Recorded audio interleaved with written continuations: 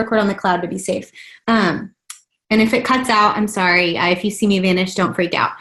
Okay, so for our September call, you guys, we have Miss Bonnie Engle, who I know all of you guys already know who she is, but you might not know how incredible she is. So Bonnie's one of my success partners. We met like 3 years ago at one of Lindsay's diamond retreats.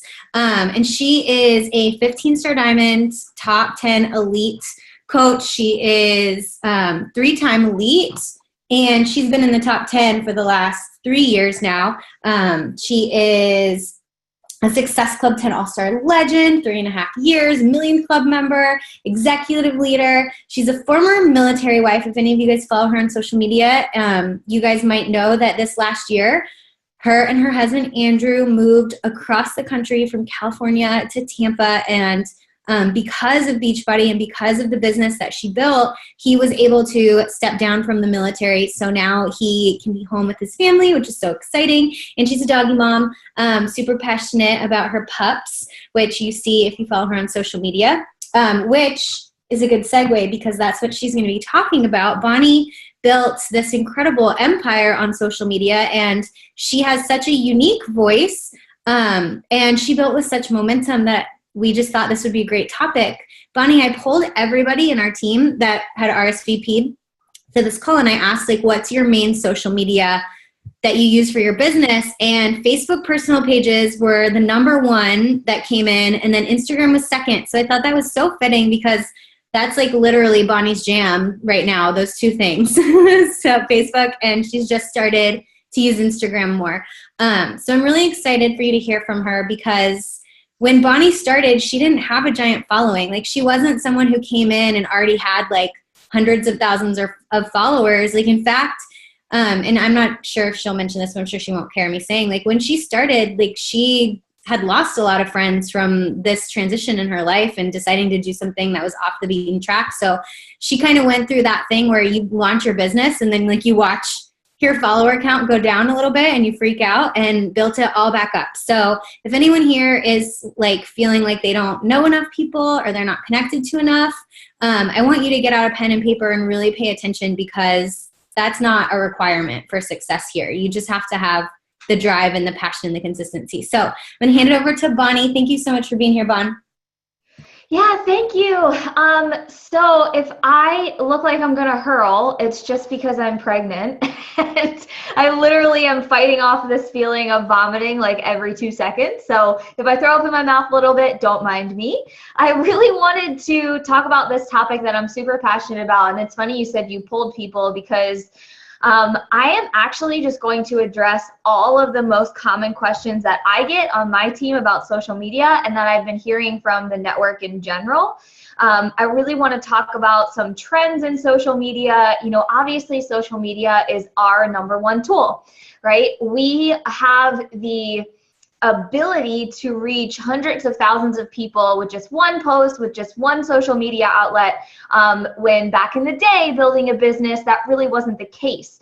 So I really want to not only talk about some of the issues that we're having, but remember to be super grateful for the fact that we have social media to build our networks from, because it's really like an Insta success, right? We have such bigger ability to reach so many more people than, say, my grandparents did when they were starting a business. For those of you who don't know, I was raised by my grandparents.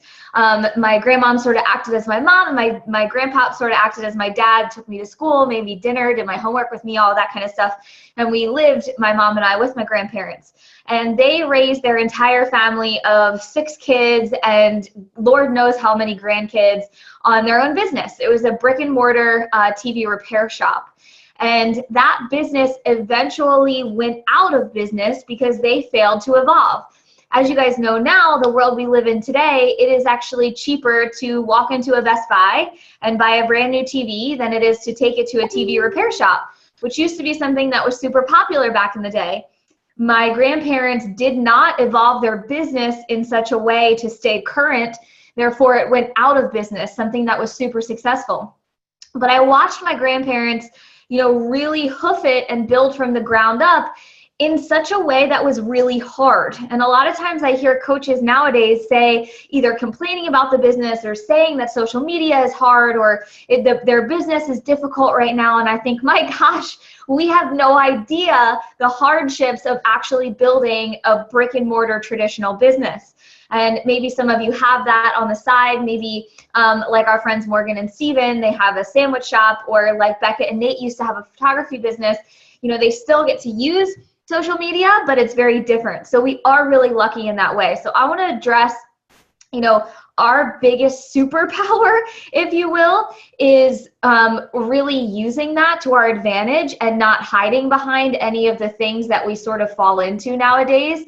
I'm going to share my screen because I made some slides. I hope you guys can see those. So I really want to talk about, social media and how to make it work for you. I think a lot of times we forget as we're going along in this business and as we're running our social medias that it's called social media, right? It's not supposed to be difficult. It's not supposed to be hard. When people come onto social media, they want it to be fun, educational, engaging. They want to laugh. They want to smile. They want to feel. They want to emote. They want it to be social. So I want you guys to think about whatever social media outlet you use, whether it be Facebook or Instagram, how can you make things feel more community, more communicative, more social, right? We are so inundated with, how to invite to a challenge group and how to post and what to post about, that I think we've become very robotic as a company, as teams, as coaches, and we're starting to copy everybody and post the same things, and we've lost that feel of social on social media. That is why social media is what it is today, because it's a break from the norm, right? While it is an incredible tool, I think we need to remember that those things still need to be fun and engaging, right? Keeping it fun on social media is key. Okay. So I've been hearing so much from my team, from other teams, from the Beachbody Network in general, that Facebook is changing. And unfortunately, I think that a lot of coaches are hiding behind that. They hide behind, oh, old things don't work for me anymore. Algorithms change every single day. It's hard to keep up with. Good thing it changes every single day, because otherwise we wouldn't be forced to constantly innovate, right? Just like I told that story with my grandparents. If we were consistently doing the same thing year after year after year, we would surely die. Our business would surely die. We are so lucky of two things. Number one, we have a company that's constantly evolving. So I know there's some growing pains right now because we've gone from, this tangible DVD set to online workouts. And everyone's like, whoa, slow down. We miss our DVD sets. We miss our old school way of doing things. But if you guys notice the changes around us, not in our business, they don't make laptops anymore with a CD insert. So we are so lucky to have a company that realizes the changes and goes ahead and does those before it's too late to make the change, or too late and the business hasn't caught up with the changes, right? So I want you guys to be thankful for the changes in Facebook, but really try and pay attention to, instead of hiding behind, oh, things are different now. So it's still the same old social media, right? There are still people who say, I like Instagram better, I like Facebook better. If we think about why Facebook and Instagram were initially created, it was to have a community, right? I think when you first signed up for Facebook, actually, way back in the day, you had to be a member of a college, right? You had to have a college email to be able to sign up for Facebook. So if we think about, the whole evolution of this company, it was initially designed for user community. They wanted some place for people to come and connect and be able to share events and, stay connected throughout the years. And through time, it has evolved into a place where we can run businesses. Now, they've received some really negative feedback, Facebook has, from all the ads and the businesses, to which they've responded by implementing rules, right? Implementing rules about business pages, implementing rules about what you can and cannot post, what they'll push out. And with that comes a ton of algorithms, right? I hear people say all the time, oh my gosh, there's so many Beachbody coaches all over my feed. And it's because you are personally talking to in your messenger and liking and commenting on all other coaches' stuff. You are creating what you're seeing on your Facebook page. Facebook's number one thing that they want to create is community. So they have algorithms put in place that show people who you want to be shown, that show you who you talk to most. So if you spend all your time talking to your success partners, then that's who you will see on your social media, right? So how can we make the changes in Facebook work for us? Number one, you got to think about yourself as a CEO. If my business was on a street and that street was undergoing construction, I'd have to figure out a way to get my business seen from a different street, correct? If my business storefront is on Facebook, I have to stay up on the changes and figure out how to get my business seen even though there's changes coming. Right? I'm not going to shut down my business surely because of construction. So I'm going to have to figure out a way through it. Find someone on Facebook who it's working for.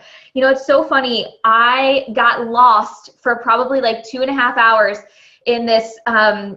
There's a ton of people who do these live videos now and just put on makeup for like 2 hours. Don't say anything valuable. Don't say anything worthwhile. They're not selling the makeup. They're not doing anything interesting. Like literally, I watched this girl listen to music, yell at her cat, make some food, and put her makeup on for 2.5 hours. But there was 1,000-some viewers on this live stream. And I was baffled by, first of all, why there were so many viewers. And second of all, why was I still viewing? And then I realized, you know, there's this really interesting thing about getting to see into someone else's life. And I think we've lost a little bit of that on our social media. Go find some people on social media who are making it work. People who are utilizing live video, people who are utilizing GIFs, paying attention to anything that Facebook is pushing out that you're utilizing on your Facebook page. You always want to try to stay abreast with changes. You can Google changes in Facebook. You can Google changes in Facebook algorithm every single day. You know, the second tip, I think we kind of sort of glaze over when we hear it. We've heard it so many times. We hear it at Summit. We hear it on team calls. We see it on other coaches' Facebook pages. The be you 24/7 thing. Be yourself. You know, I think that old sayings kind of lose their luster after a while, but I really want to I want you guys to think about something. You know, if you constantly talked to your best friend on the phone in one way and your voice sounded a certain way, and then all of a sudden you got around a different group of friends and you started to talk in a British accent, and you didn't think anything was weird about that, and your friend approached you and said, why are you speaking in a British accent around these other people? I don't understand why you're doing that.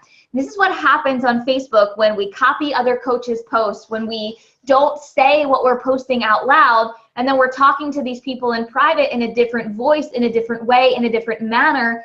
It's very disconnected.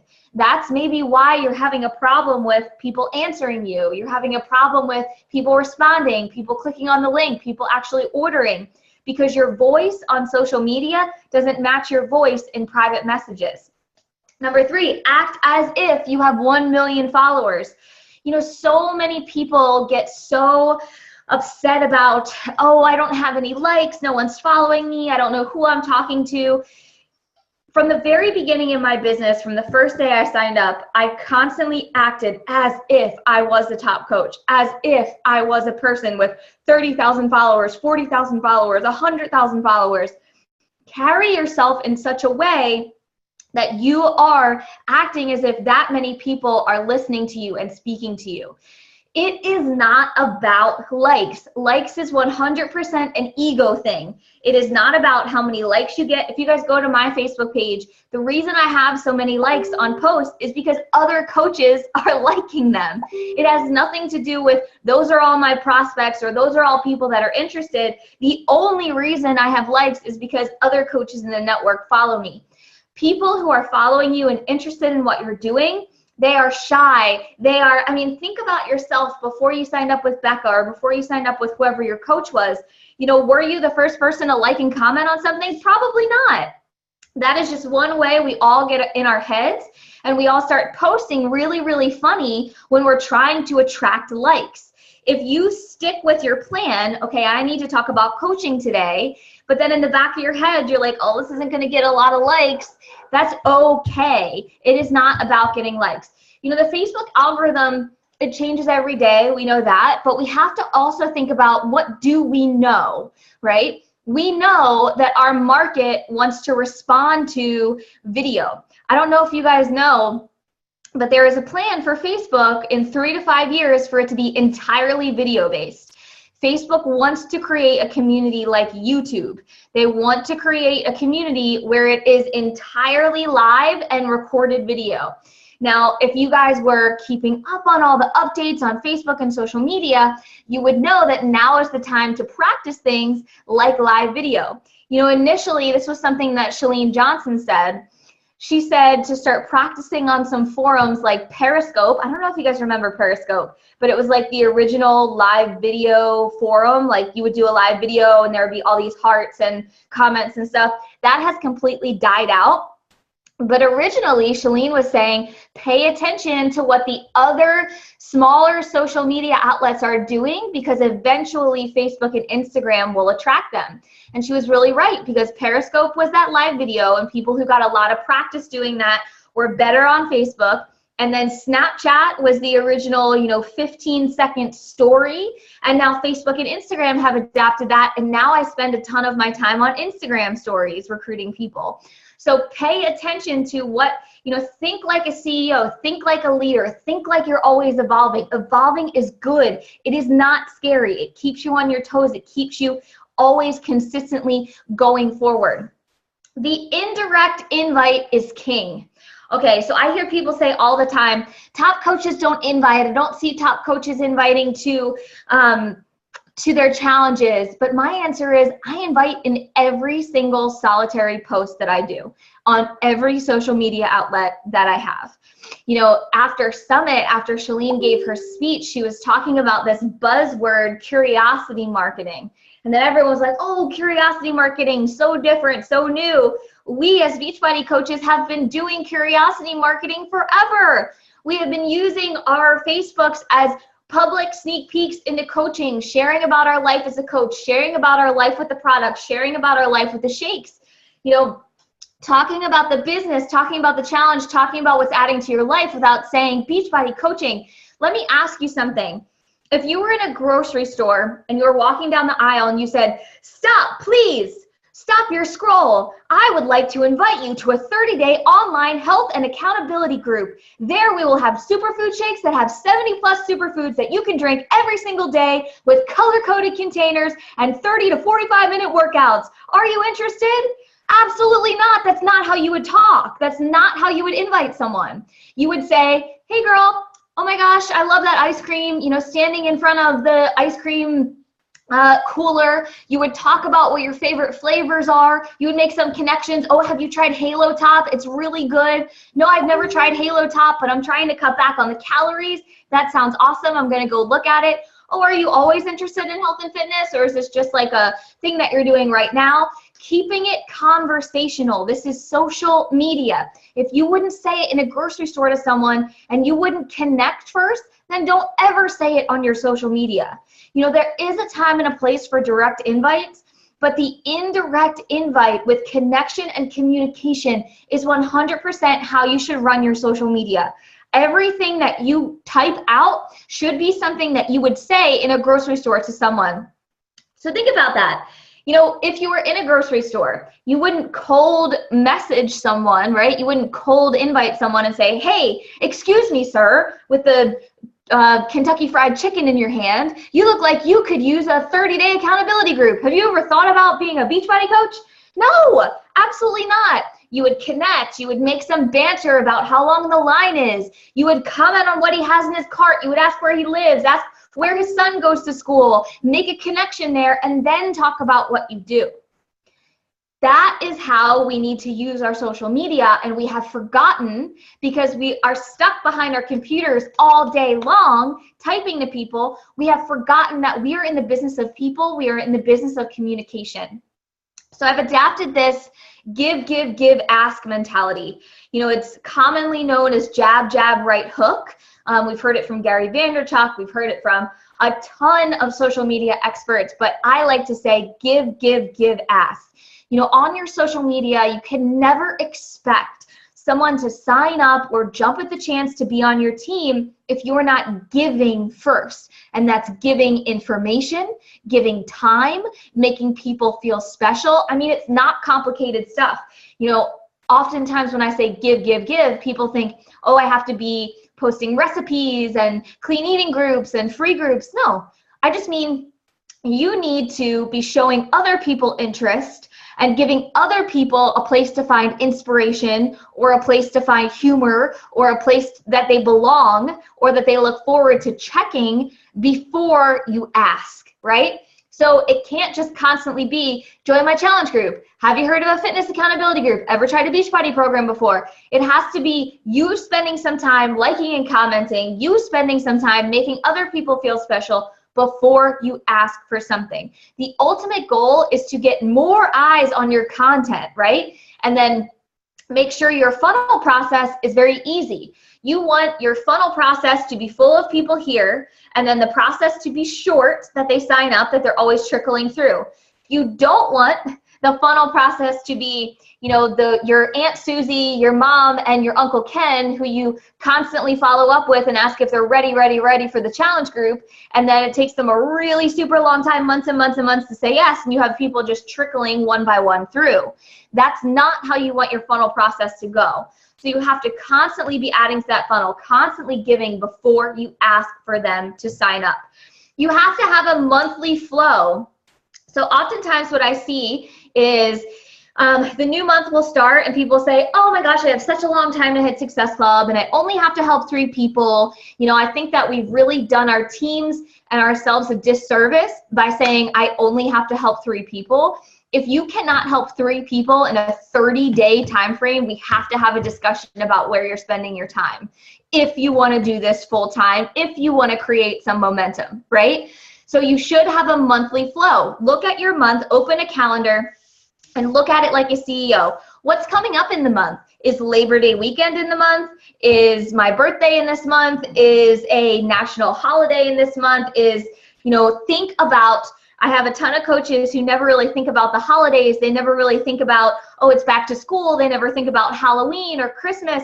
And they mistake the month and think that it's going to be easier than it is. And I want you to reverse engineer your numbers. So if you want to hit Success Club 10, right, then you'd have to talk to 20, 30, 40 people based on your track record. With talking to those people, once you've hit Success Club 5 or 10, you're not stopping. And then while you're talking to those people, you have a place to be putting them. You have a next step for them. You have to take control of the conversation. You have to guide it with questions. You have to guide it with here's what we do. And you always have to be there if that person is unsure about what the next steps are, which is often what it means when someone does not answer you, right? So guide the process. Do you have a sneak peek or an opportunity call? Can you be doing that sneak peek or opportunity call more than once a month? As you're talking to people, do you have some information to send them? Do you have a blog post written that you can say, hey, I know that you're really not into Facebook, but here's a blog post all about the details that you were asking me about. Can I check back in with you tomorrow to see what you thought of it? Always guiding the process and having a monthly flow, right? Relax. Less is more. Talk as you are, right? So I have a ton of coaches who, I think that we have so many templates of invites and so many examples of how to combat objections that we've become this copy and paste monster, right? And it's this long, super long message about what a challenge group is, how to get healthy and fit, why you recommend it. People get very turned off nowadays by long messages and a lot of information. My messages now are super, super short. 1 sentence. Have you ever tried a Beachbody program? Oh my gosh, your cat is so cute. Very, very short, constantly ending things with a question so that people have a reason to respond. And just being the guide for the process, right? Not worrying about, do I have the answers to everything? Not worrying about, oh my gosh, what if they ask me this? I'm answering all of my questions and objections that I normally get on my social media publicly, and then the conversations flow much easier. So I want to talk a little bit about Instagram, because I know that was the secondary one. This is an amazing list that I want to kind of break down a little bit from Shalene Johnson about what to post on your Instagram stories. This goes for Facebook stories, Instagram stories, Snapchat, and also posting ideas. You know, I think that we forget that our whole point in this business is human connection, right? If 90% of your Facebook or your social media or your Instagram stories is not about the business, then we have a disconnect and we have an issue, right? You cannot expect people to sign up with you or want what you have or want the lifestyle you have if they have no idea that you're living it. I know people get so nervous about this. They say, I don't want to post too much about Beachbody. I don't want to be too much of a Beachbody billboard. This is what we mean by curiosity marketing, talking about it without mentioning the name, right? All of these things on these lists still come back to Beachbody in one way, shape, or form. But we live in a society that is a 15-second attention span. That's all they got for you. People will most likely not even watch your entire story if it's more than 8 stories in a row. Isn't that crazy? People will click to the next story if yours is more than 8 in a row. 8 15-second clips. Like, come on, people. Y'all have some attention issues. But that is what we live in now. So here are some guidelines for keeping people engaged. I'm having so many coaches who are having so much success with IG stories because now we live in a marketing plateau that is all about real, raw. They want the real size woman. They want the real workouts that work for a real mom, that work for a real person. They want to see into your life, right? That girl who does her makeup for 2.5 hours. She has so many followers because she is real and raw and she's letting them into her life, right? So think about some things that you guys like. Maybe you knit and you're like the world's greatest knitter and it calms you and it's awesome and you love it. Do a live video of you knitting for 45 minutes. Not even, you don't have to sell anything, you don't have to talk about anything, showing people a glimpse into your day, right? Maybe you love talking about personal development, doing a live video about personal development, making people feel good, pumping them full of endorphins and inspiration. In this list, anything funny, making people laugh is king. Dying. But it doesn't have to be anything crazy. You don't have to be a jokester. You don't have to be a comedian. Like literally everyday funny stuff. Like your baby pooped on your hand and you didn't know it and there was poop on your hand. You went outside and you didn't have a bra on. You forgot about that. Very ordinary, normal, everyday things that make you giggle. That's what people want to know about. Food prep. We know we're all eating healthy if we're following the vital behaviors. Talk about what you're doing. A good story, reoccurring characters in your life. Do you have a husband or a sister that lives with you or a mom that lives with you or kids and you never talk about them? Like people might start to think that you are a robot if you're not talking about the people in your life that are constantly involved. How are they involved in Beachbody? What has Beachbody done for them? Have a theme or a storyline to follow along with. You know, are you a mom? Are you single? Are you a knitter? I don't know why I keep thinking of knitting tonight, but I must be cold. Are you an avid bicycler? I don't know. Have some sort of theme to your social media that people can follow along with. I'll send these slides to Becca so you guys can have them. So don't worry about like writing everything down or taking screenshots or anything. Outfit ideas, anything that can take the pressure off of everyday life for people. That's what people come to social media for. That's what people want, right? They don't want to be told they need to eat healthier. They want to watch you eat healthier and feel better and in the process want to join you, right? Two very different things. People do not want to be told what to do. They want to see someone doing what they know they should be doing deep down and then follow them eventually. Okay, Facebook, let's talk Facebook. So initially, when I was first a coach, you know, one of the things that my grandmom actually taught me was that a part of your revenue that you bring in goes back into your business. So initially it was 10%, now it's 20%. And obviously that percentage has grown and changed over the years. In the beginning, it was $5 or $10, $20, $100, and then it increased. I used that money for trainings, for social media, for gifts for my team, for ads on Facebook. We know that Facebook is a money monger, right? Facebook is a business. They want to make money. They want to help us make money because in turn, that's making them more money. So you have to pay attention to those things. Starting to look into some of those things for your business page is not a bad business decision.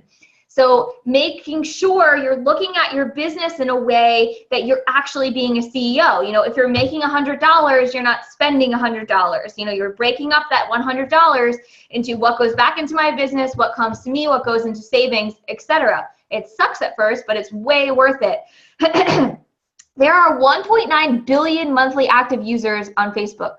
I'm sorry, 1.9 billion monthly active users on Facebook. That's not even total active users. When people tell me, oh, Facebook is saturated, everyone I know has a Beachbody coach, that's such bullshit. It is such bullshit because 1.9 billion monthly active users and all of those people need health and fitness. There's no way anything is saturated. Facebook is a video-first platform now. So if you're having trouble getting your images seen, getting your text seen, that's because you don't do enough video. You're not playing the game with Facebook.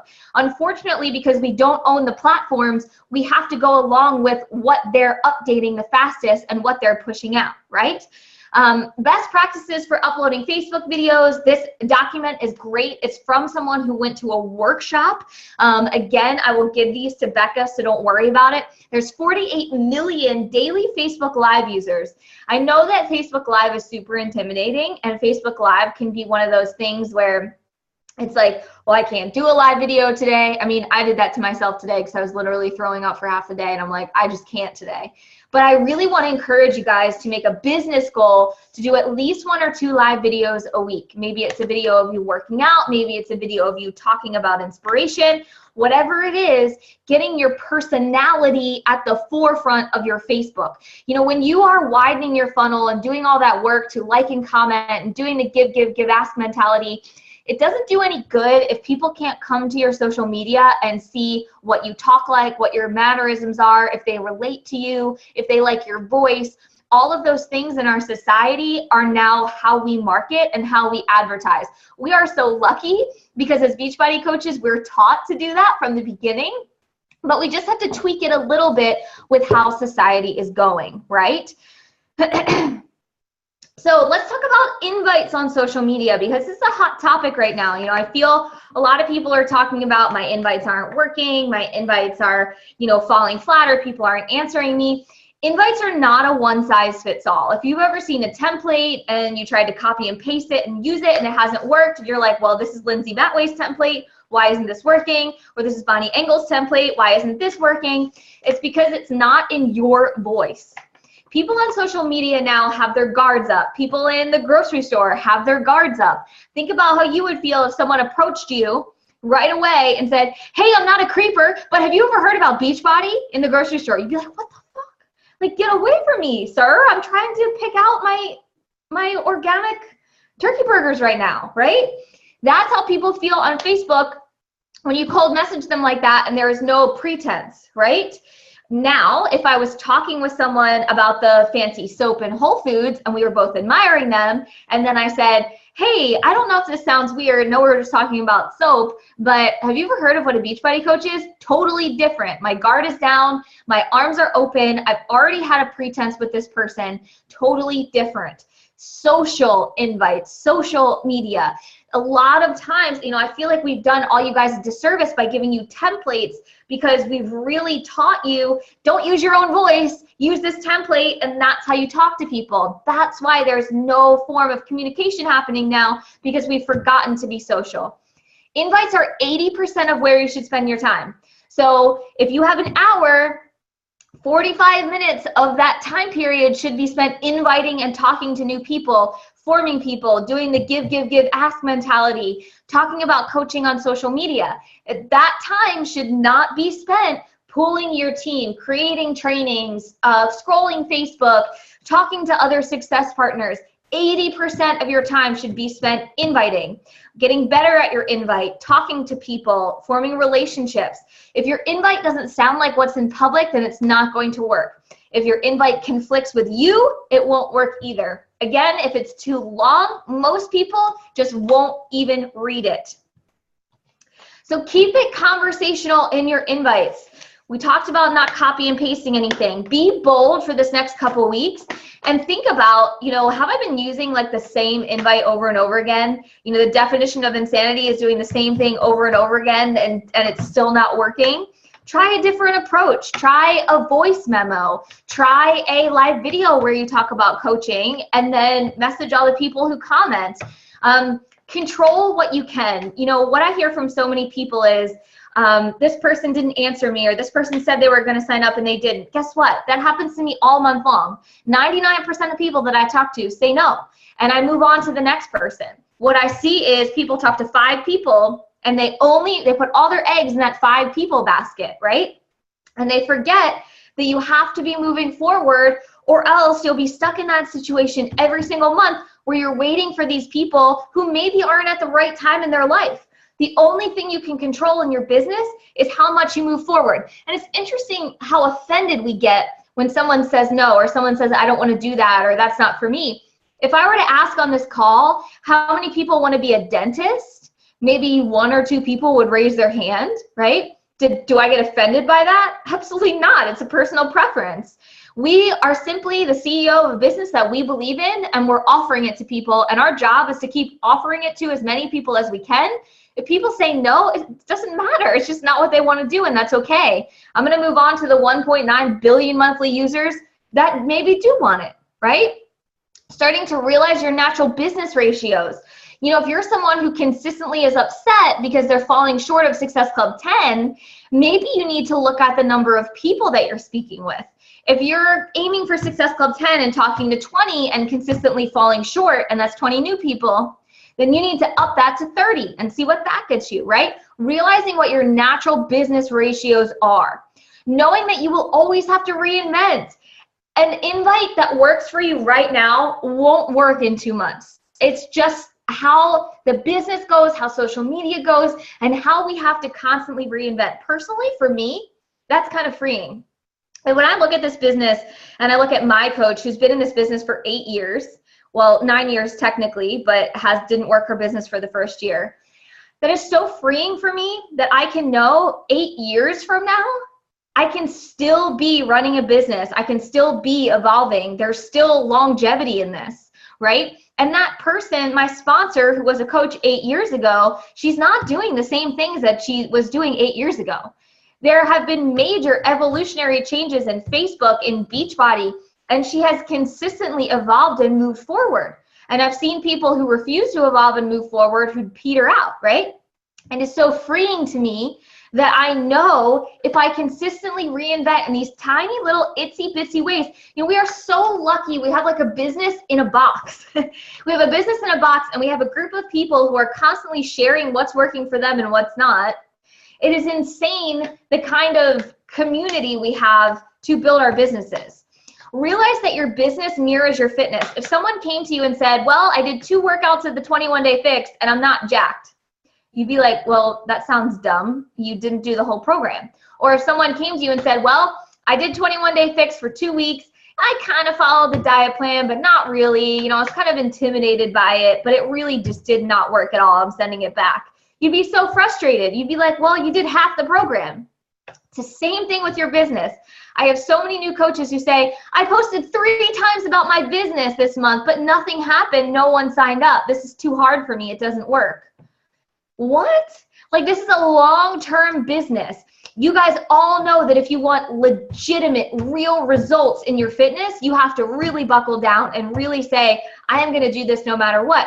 The same thing is true in your business. If you want results, you really have to buckle down and you can't cut corners. Ask for your ideal coach or customer.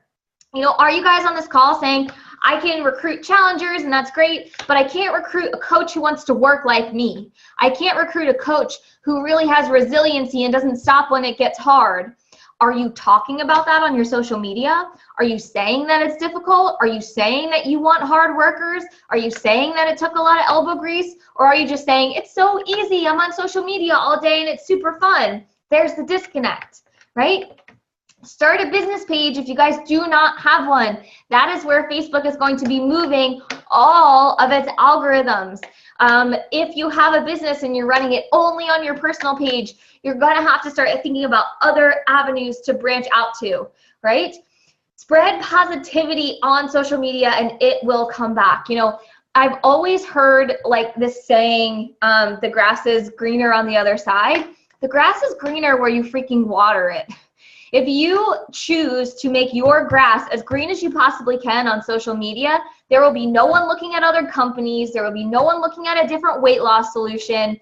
Do you remember when you were a brand new coach and you were so excited about your fitness program and your new journey, or every time a new workout program that we're excited about comes out and you get those butterflies and it's the night before Monday, your start day, and you're like, oh my gosh, this is going to be amazing. You go to the grocery store, you stock up. That's the energy that you need to bring to your business all the time. You need to bring that to people so that they are attracted to it, so that they can feel something from you. We are in the business of people, which is ultimately the business of emotion. So if you're not creating that excited, energetic emotion, then people ultimately won't be attracted to it. Okay, that is all I have for you guys tonight. If you have questions, I'd be more than happy to answer some. Woo! That was amazing. Thank you. And thanks for the slides, because I know people are going to want to like go through those lines, especially that first one with all the little facts on it, and then the one for the Instagram stories. That'll be awesome, because I know there's a lot of you guys that are kind of venturing into Instagram stories, and the tips for that, I mean, they won't be 100% identical, but I'm sure you can use them for like the Facebook, how Facebook has the stories if you're using that too. Rachel, go ahead and unmute yourself. Okay. Hi, guys. Can you hear me okay? Yeah, you're good. Okay. All right. So my question for you, Bonnie, is how do you balance the time that you spend on your phone, your laptop, your computer, whatever you're working from, versus your personal life? How do you make or keep social media from, or how do you keep from being a slave to social media? Because I feel like I'm always on it and probably not spending as much time as I should. So, you know, I think that's definitely a mindset. I hear a lot of people saying, I feel like I'm a slave to social media, or I feel like I'm overwhelmed by all the groups or the notifications. But that is 100% a mindset. I can be on social media all the time and I don't feel like it runs my life. You know what I mean? I'll be totally transparent. I'm not so good at shutting my phone or my computer. Something that you will always have to work on, especially if you have a family. What I did initially was I set, I again don't do this very well, so I don't know if I'm the best person to give advice on this, but I just set hours where, you know, once I'm in bed, or if I'm eating dinner, or if I'm out on a date with my hhusband, or if I'm with my family, then I put my phone on airplane mode. It was actually really funny. I was over at Lindsay's house for the fight. I can't even remember their names, Mayweather and someone else. And we both made a pact to keep our phones on airplane mode for the hours that the fight was. And it was a struggle. Both of us picked up our phones multiple times, but you have to give yourself, you know, those boundaries, or else it will seep into. But ultimately, if you're on your phone all day long, or you're on your laptop all day long, you're not actually doing real work. You know what I mean? So I think that once you're done doing actual work, like inviting and going through your messages, you give yourself 20, 30 minutes where your phone's on airplane mode and you're doing something else and like releasing your brain. okay, thanks.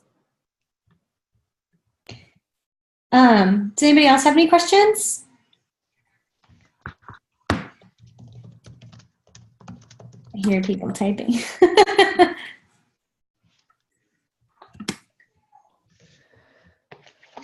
Anybody? You're so good, Bonnie. You gave them all the answers. So I'm going to jump in with a second question. Okay, go ahead. Go for it. Okay. My second question is, you know, you mentioned talking about other people that are things that are happening in your life. And I think I asked this of Lindsay Matway at one of the meetings a while back in Orlando.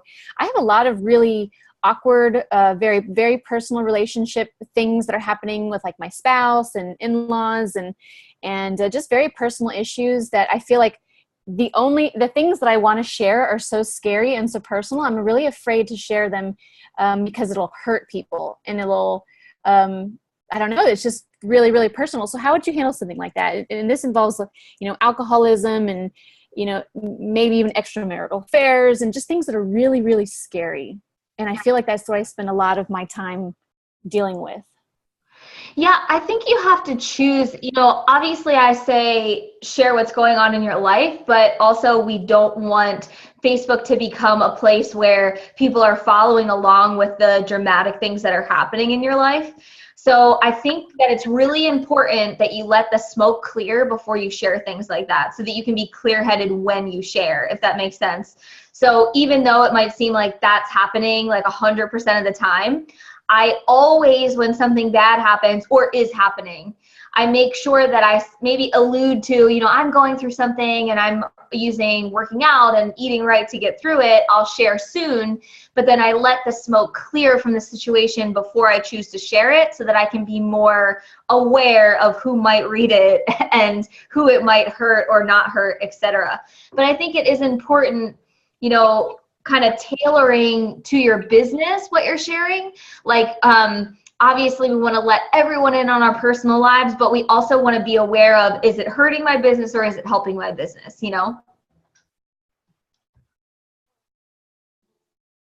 Yeah, that's a good one.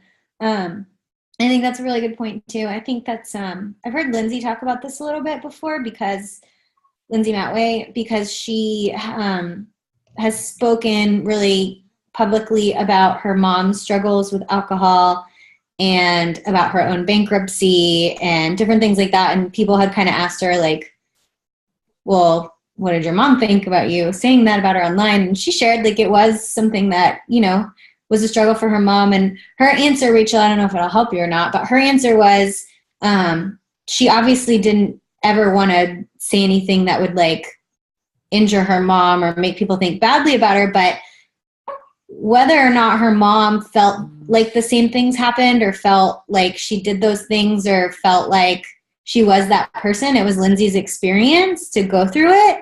And so that was like part of her story. So that was kind of what she shared was like,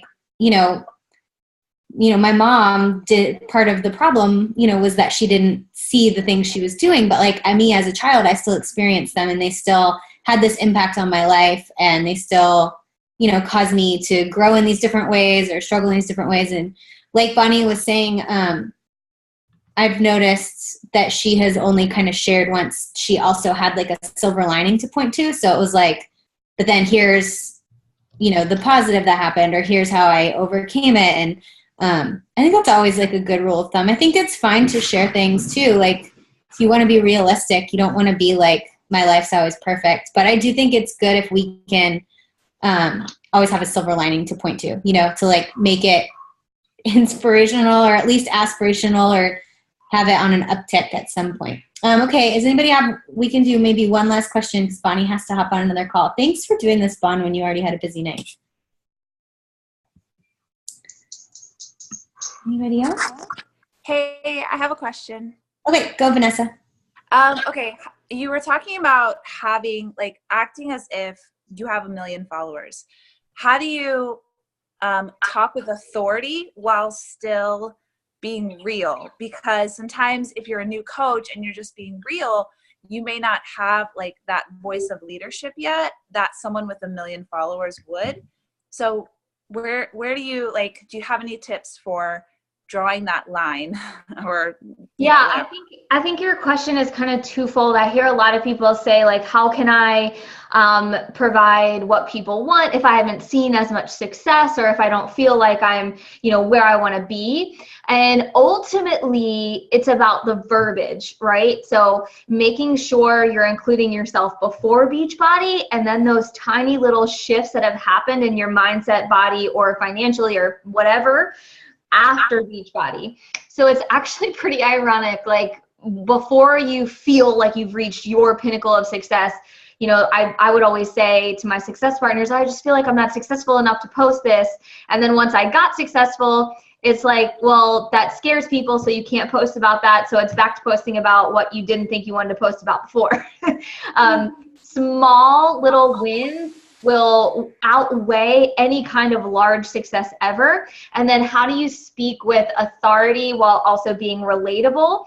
I think it's about always including yourself. So instead of saying, I've achieved this and this is how you achieve that, it's about saying, before I felt like this, then I found this, now I feel like this. Do you know what I mean? So always including yourself so that you take the pressure off of the reader, but you always look like the authority because you've already gone through it.